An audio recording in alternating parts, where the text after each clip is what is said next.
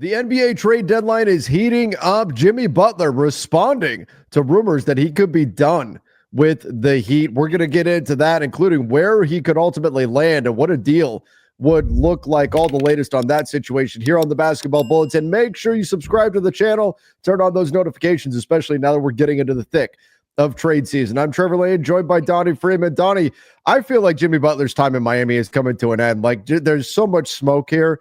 I think he's going to be on his way out before February 6th.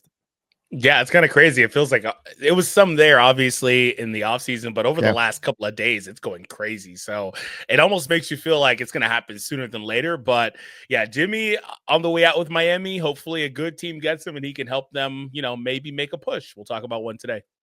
So here's what Jimmy Butler said in response to, he was brought back up at Heat practice.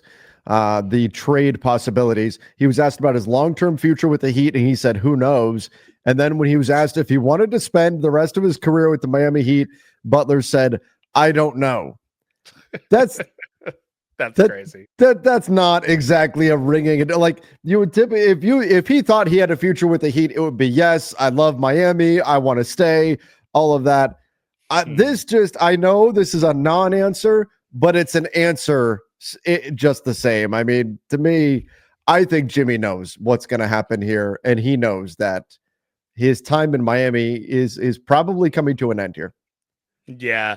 I mean, he always kind of answers like this, but it's just kind of a little bit telling where they've like, we have the context of them kind of having this dispute where in the offseason, Pat's like, yeah, we need more from you. You basically don't play enough. And the context is Jimmy wants a max deal and he's 35, suffers injuries in the seasons. And, you don't know what you're going to get from him. Otherwise, you have the certainty of playoff Jimmy, but you got to get to the playoffs first, which is kind of the big deal. So, yeah, I don't really know, but yeah, this is crazy just to see him say, I don't know, or who knows, things like that. Yeah. Seems almost resigned to the fact that things are not going to work out well here in Miami. And Brian Windhorst had the latest on a landing spot for Jimmy Butler, and I think it's a really exciting one. We're going to get to that next, but first, a quick shout out to our sponsor, and that is Prize Picks. Prize Picks, super fun to play, very, very easy to go and make your selections. All you have to do is make 2 or more selections. It could be up to 6, and you can turn your knowledge of, in this case, basketball into cash. And by the way, if you guys use our promo code, which is Bulletin, you can get a great deal. You can once you play $5, you're guaranteed at least 50. Donnie, let's make a few picks here on Prize Picks. And by the way, everybody, the link for Prize Picks is in the description down below, so you guys can check that out. So here's what we've got for today's slate. Some interesting ones here. I always like to go with more on Steph Curry, but playing that Houston defense, I don't know. How are we feeling? 25 points for Steph. That's a tricky one. That's an in-season game, right? This is an NBA Cup game. Yeah. So I'll say more. I mean, I expect him to have a big game today and try to win that, and then try to win the next game. So a little bit tricky because he's only averaging about 22, and that's a tough defense. So Yeah, they know what they were doing with that one, but I expect him to show up big. All right, you think he's going to show up big in the tournament here? And then let's go take a look at. Gosh, there's some interesting ones here. We got to pick a different team. Now we could do three players here, but what about Trae Young against the Knicks? 21 and a half points. And Trae Young against the Knicks, he tends to show up against that team. Yeah, I'm taking it. I'm doing it. That's easy. Okay. All right. And then we'll finish off. We'll do one more just to kind of close things out here. Actually, no, points and rebounds. I don't necessarily like that for Draymond. Points, rebounds, assists. 20 and a half. I like that. Okay. So those are going to be our picks. We've got Draymond Green, we've got Steph, and we've got Trae Young. If you guys want to play again, use the link in the description down below and then use our code Bulletin. That way they know that you came from us. All right, Donnie, let's get into the latest on a Jimmy Butler trade destination. This is Brian Windhorst of ESPN talking about the possibility that he winds up playing with Draymond and Steph in Golden State. Let's check this out. Names to watch between now and the February trade deadline isn't just Jonathan Kuminga, it's also Jimmy Butler down in Miami. Jimmy Butler is really, since last spring, when the Heat made it clear they were not going to extend his contract, we were probably headed for an ending of the ways between the Heat and Jimmy Butler. I wouldn't say it's a done deal yet, but I think teams are starting to kick the tires there and look and see what it might take, and the Warriors are one of them. The Warriors have been really active in trying to look for a star player. They kicked the tires on a couple other stars over the summer. And if Jimmy Butler is available and the Warriors feel like they need to upgrade, that could be. But who else is on their list, Roz? That's LeBron James. And I know that this is one of the most fascinating opportunities in the league. It's a delicious scenario to think about. The Warriors have dreamed of pairing LeBron with Steph Curry and Draymond Green since last year. They've made an inquiry, and it got shut down last February. That was before LeBron played with Steve Kerr and Steph Curry and won the gold medal over the summer. So they will definitely. All right, so this is on LeBron. Now that second part of it there, which that may be a topic for another day here. But Jimmy Butler to the Warriors. What do you think about that concept about getting Butler to Golden State? They're rumored to be on his list of teams that he would want to go play for. What do you think about that fit, Donnie? Well, we talked about this a bit yesterday in our first ever live show. I want to say, That's by right. the way, if you didn't check it out, make sure you check it out. We had So a ton much of fun. So much fun. We talked about this, and it was like, Jimmy, I think, long story short, I think he fits perfectly with a team like the Warriors and, capitalizing off of the gravity that Steph is out there doing. And he's another hard-nosed player, another big shot maker. He fits what they've been looking for. They've been trying to get a star in there, or at least an all-star level player. They in the offseason we're looking at Paul George or Lauri Markkanen. A little bit of talk there about LeBron, but Jimmy, I think, fits the mold of what they're looking for. And also, I mentioned how, you have the uncertainty with him. And really, I guess that's the main concern because you're going all in on this immediate next couple of years here with Jimmy. But he's going to want that extension. We're going to see what happens going forward. But I think at least right now, he would put them in a prime position with what they have to try to make a deep push in the playoffs. And, if you've got Steph and you want to build around Steph and you want to try to give him at least one more really good shot, I think Jimmy's one of the best possible guys you can add midseason and have that work in your favor if you're the Warriors.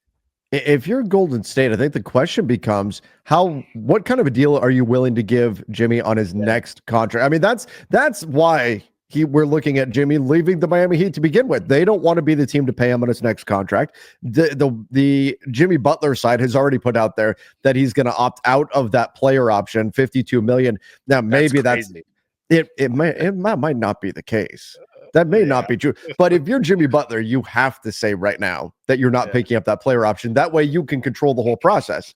You can control your destination. If some team that you don't want to go to wants to trade for you, they need to know that you're not going to pick up that player option and you're gone and you're totally fine with hitting free agency. That way you don't get traded to some team like the Washington Wizards could suddenly show interest in Jimmy Butler. Not that they should, but that's the way that he can say, look, yeah, technically you could trade for me, but I'm a free agent this summer. So you're only going to get half a season of me and then I'm out. So Jimmy at $48.8 million, but let's assume he does not pick up that player option. What are you comfortable giving him if you're Golden State? That's a really tricky one. Right? I actually really like the Warriors books for the most part. They've got one really big contract, but they've got a bunch of mid-size or lower size contracts after that. Yeah. I think you just try to match him on the timeline of Steph and Dre, which is at least the next few years here. And I'd be surprised if he's getting more than about 40. But even that, I think 40 for the next couple of years is kind of tough. So I think it's not even so much the money. It is the money. Don't get me wrong. Yeah. It's the years. The years. You try to line him up with Curry, with Draymond. I'm assuming it would be an Andrew Wiggins and DeAnthony Melton based deal. You'd still have to add more salary to that, which is crazy. Yeah. But DeAnthony Melton, the Warriors are going to do something with DeAnthony Melton's expiring contract. He can't play this year. He's out with an ACL injury, unfortunately. They're going to trade that expiring contract. But to get Jimmy, it would be an Andrew Wiggins and DeAnthony Melton based deal. Then you would add a piece or two to that to make the math work. And it may end up needing to be a 3-team trade. But yeah, I am only doing if I'm Golden State and Jimmy says I want a 4-year deal, I'm out.